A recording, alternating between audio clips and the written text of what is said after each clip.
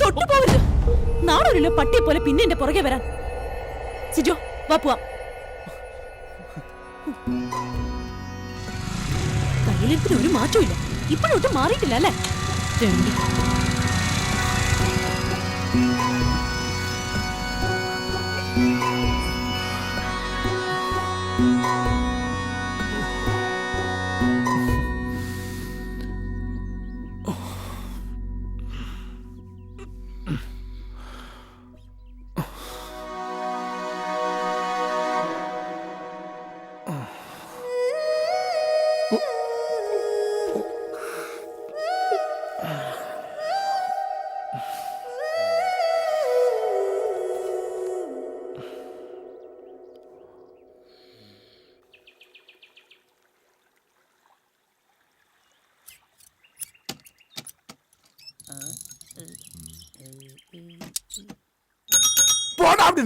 പന്നി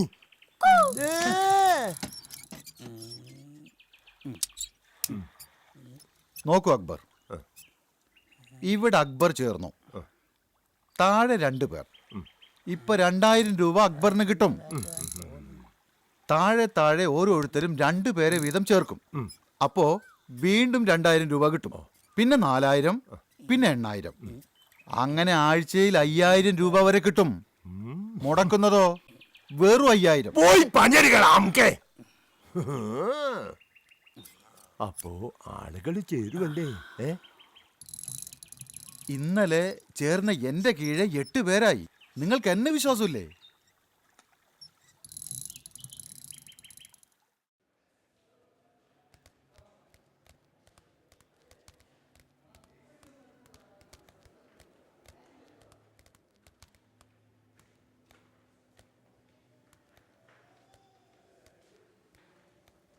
ആ, എണീറ്റിട്ട് പത്രം വായനയും തുടങ്ങിയോ?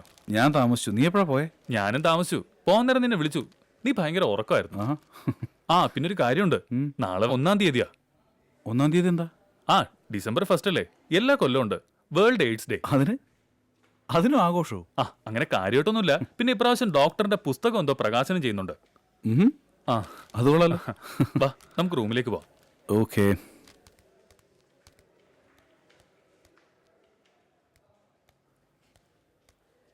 ആ താൻ ഇവിടെ നിൽക്കായിരുന്നോ? ഞാൻ എവിടെല്ലാം അന്വേഷിച്ചു. വാക്കിങ്ങിന് വരുന്നില്ലേ? ഞാനില്ല. വാടോ. ദ ഗ്രേറ്റ് ഗസൽ രാജ സയ്യിദ് ഉസ്മാൻ. പുറം ലോകത്തിന് അറിയില്ല എന്റെ അവസ്ഥ.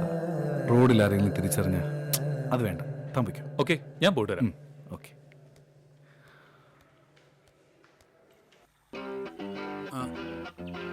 മൾട്ടി ലെവൽ മാർക്കറ്റിംഗ്, ഇന്റർനെറ്റിൽ പണത്തിന്റെ കൃഷി. വെറും 5000 രൂപ കൊണ്ട് നിങ്ങൾക്ക് ഓരോരുത്തർക്കും സമ്പാദിക്കാം.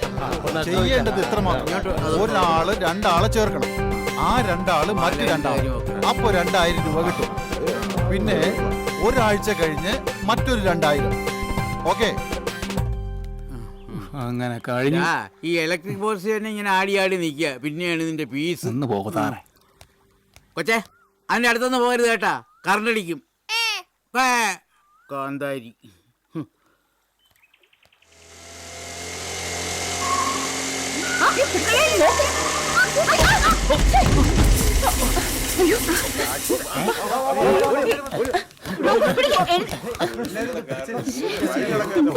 നിങ്ങൾക്ക് എന്താ നോക്കി ഓടിച്ചൂടെ?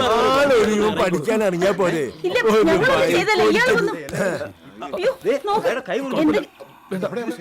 എന്തോ പറ്റുമോനെ?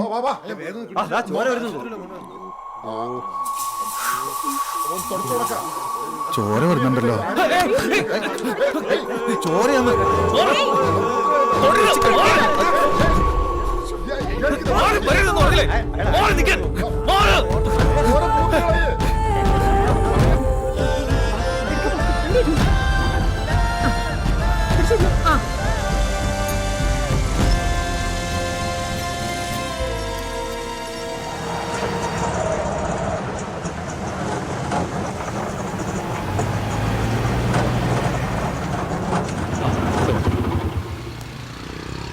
എത്രയായി? 100 രൂപ.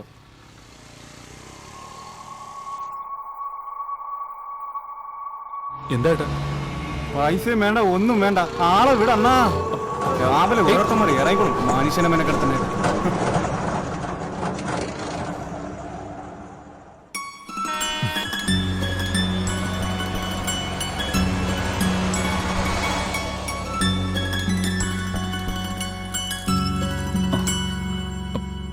ഓക്കെ.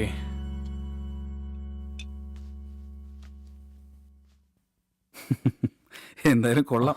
സഹായിക്കാൻ വന്നവരെ നീ എന്തിനാ തള്ളി മാറ്റിയത്? കൈ അപ്പടി ബ്ലഡ് ആയിരുന്നടാ. വെറുതെ എന്തിനാ? ഹും.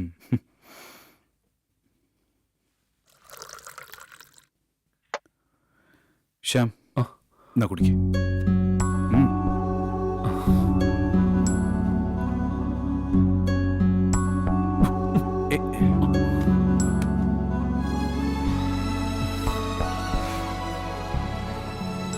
അതല്ല വിഷയം. ഞാൻ പറഞ്ഞിരുന്നില്ലേ ഒരു പയ്യൻ സൈക്കിൾ വർക്ക്ഷോപ്പിൽ വഴക്കുണ്ടാക്കിയ കാര്യം. അവനെ ഞാൻ ഇന്ന് കണ്ടിരുന്നു. ഫെദർ ടച്ച് വരെ അവനെന്നെ ഫോളോ ചെയ്തു. അവനെല്ലാം മനസ്സിലായി. അതിനെന്താടാ, അറിഞ്ഞാലും അറിഞ്ഞില്ലേലും no change in our life. അല്ല, no chance in our life.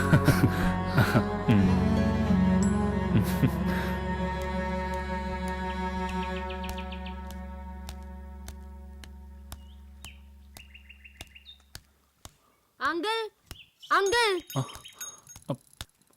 അങ്കിളിന് എന്നെ ഓർമ്മയുണ്ടോ? 2 ദിവസം മുമ്പ് സൈക്കിൾ ഷോപ്പിൽ വെച്ച്. ആ 2 ദിവസമായി ഞാൻ അങ്കിളിനെ നോക്കി നടക്ക ഇത് തരാനായി. ദാ. എന്താ മോന്റെ പേര്? ആൽബിൻ. അങ്കിൾ ഇതുവഴി എന്ന് നടക്കാറുണ്ടല്ലേ? ചിലപ്പോഴൊക്കെ. നീ വാ. അങ്കിളെ, കൈ എങ്ങനെയുണ്ട്? വേദനയുണ്ടോ? ഏയ്, അത് വലിയ കുഴപ്പമൊന്നുമില്ല. ഇന്നലെ ആക്സിഡന്റ് ഞാനും കണ്ടായിരുന്നു. പിന്നെ അങ്കിൾ ഫെദർ ടച്ചിലാ താമസം അല്ലേ? അല്ല, നിനക്ക് എന്താ വേണ്ടേ?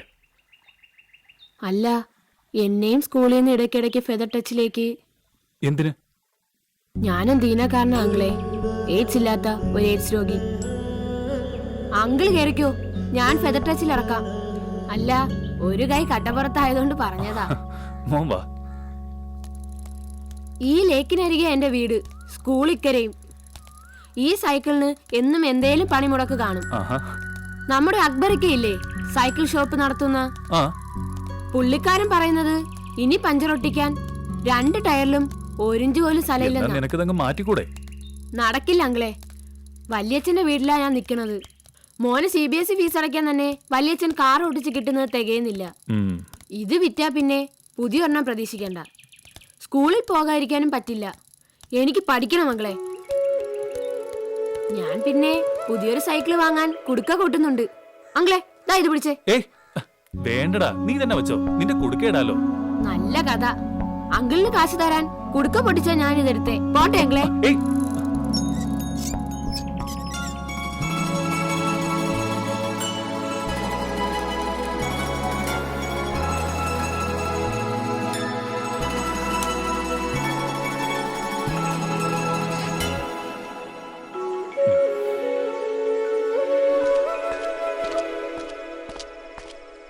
ഡോക്ടർ.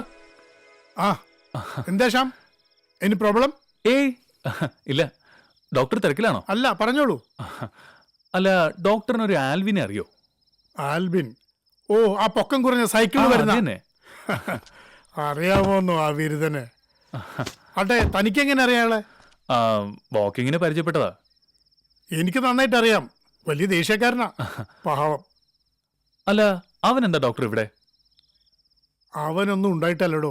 ആ സ്കൂളിലെ ചില സാറന്മാരും പാരന്റ്സും ചിത്തഭ്രമം കൂടുമ്പോ അവനിവിടെ കൊണ്ടുവരും ബ്ലഡ് ചെക്ക് ചെയ്യാൻ. കുറഞ്ഞതൊരു 5 തവണയെങ്കിലും HIV നെഗറ്റീവ് ആണെന്ന് കൺഫേം ചെയ്തതാ. പക്ഷെ അവന്റെ കാര്യത്തിൽ പലർക്കും ഇപ്പോഴും സംശയമാണ്. അതെന്താ ഡോക്ടർ അങ്ങനെ? എന്താണെന്ന് ചോദിച്ചാൽ, ഒരു ലോറി ഡ്രൈവർ ആയിരുന്നു ആൽവിന്റെ ഫാദർ, മിസ്റ്റർ ജോൺ. ആൽവിന് 2 വയസ്സുള്ളപ്പോൾ ജോണിന്റെ ഹെൽത്തിൽ അബ്നോർമലായി ചില ചേഞ്ചസ് വന്നു. ബ്ലഡ് ചെക്ക് ചെയ്തപ്പോഴാണ് സംഗതി അറിയുന്നത്. മനക്കെട്ടിയില്ലാത്ത ജോൺ വീട്ടിന്റെ മാവേലങ്ങ് തൂങ്ങി. സൂയിസൈഡ്. ഒരു മുഴം കയറിൽ അയാൾ വെച്ചൊഴിഞ്ഞ ദുരന്തം പേറിയത് ആൽബിനും അവൻ്റെ അമ്മ സൂസനുമായിരുന്നു. പിന്നെ നമ്മുടെ സൊസൈറ്റിയുടെ കാര്യം കൂടുതലൊന്നും പറയണ്ടല്ലോ. ആട്ടും തുപ്പും ശകാരവും എല്ലാം സഹിച്ചുകൊണ്ട് ആ പാവം സ്ത്രീ അവനെ വളർത്തി. ബട്ട് 2.5 കൊല്ലത്തിന് ശേഷം അവൻ്റെ 4-ാം വയസ്സിൽ she also died of AIDS. പക്ഷേ അതിനൊക്കെ മറുപടിയായി ആൽവിൻ പറയാറുള്ള ഒരു കാര്യമുണ്ട്.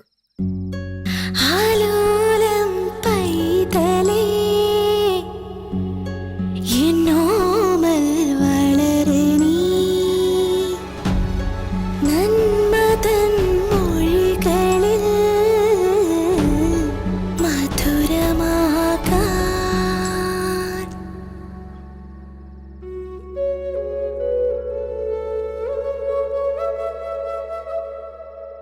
Yes, she was the best mom in the world.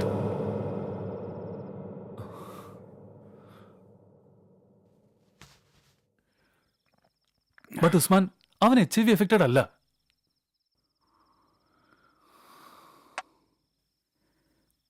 നമ്മളൊക്കെ ജീവിത മധ്യത്തിൽ അനുഭവിക്കുന്ന ഈ ദുരന്തം ഓർമ്മ വെച്ച നാൾ മുതൽ ആ കൊച്ചു പയ്യൻ അനുഭവിക്കുന്നു. അതും ഒരു കാരണം കൂടാതെ, ഒരു തെറ്റും ചെയ്യാതെ. ജീവിതം സത്യത്തിൽ എന്താണെന്ന് എനിക്ക് മനസ്സിലാവുന്നില്ല.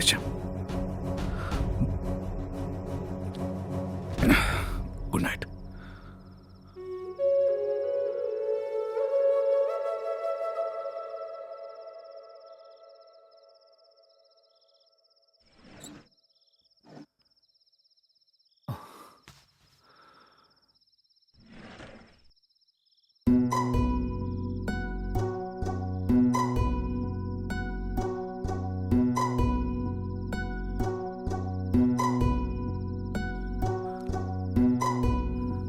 സെറീന, നിനക്ക് വേണ്ടി ഒഴുകിയ കണ്ണീരിനെ കുറിച്ചും നിനക്കൊപ്പം നേടിയ സന്തോഷത്തെക്കുറിച്ചും ചിന്തിച്ച് ഞാനിന്ന് പശ്ചാത്തപിക്കുന്നു. നിന്നിലൂടെ മാത്രം ഈ ലോകത്തെ നോക്കിക്കണ്ട എനിക്ക് സ്നേഹമെന്തെന്നറിയാൻ കഴിഞ്ഞില്ല. എന്നാൽ ഇന്നതെന്താണെന്ന് ഞാൻ തിരിച്ചറിയുന്നു. സഹോദര തുല്യം ഞങ്ങളെ കാണുന്ന ഡോക്ടർ അജ്മലിലൂടെ, പ്രിയതമയുടെ അവശേഷിക്കുന്ന ഹൃദയതാളം നിലനിർത്താൻ നെട്ടോട്ടമോടുന്ന രാജീവൻ എന്ന മധ്യവയസ്കനിലൂടെ, എല്ലാത്തിനുമുപരി മകനു വേണ്ടി ഒരു ജന്മം നരകിച്ച് മരിച്ച സൂസി എന്ന മാതാവിലൂടെ ഞാൻ സ്നേഹമെന്തെന്ന് തിരിച്ചറിയുന്നു, ജീവിതമെന്തെന്നറിയുന്നു.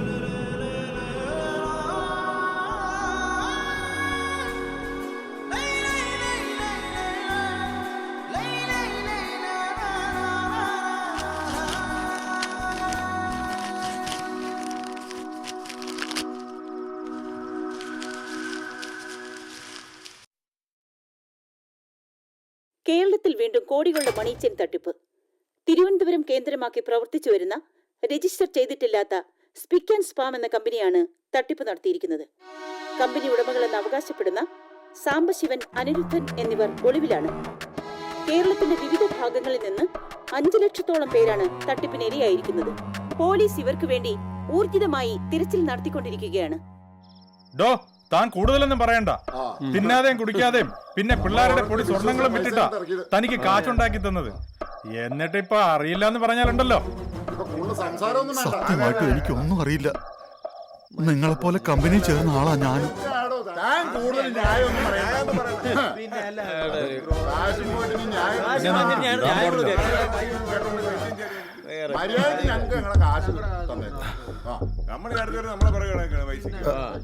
ഇയാള് കൂടുതൽ വർത്താനം പറയണ്ടെന്ന്.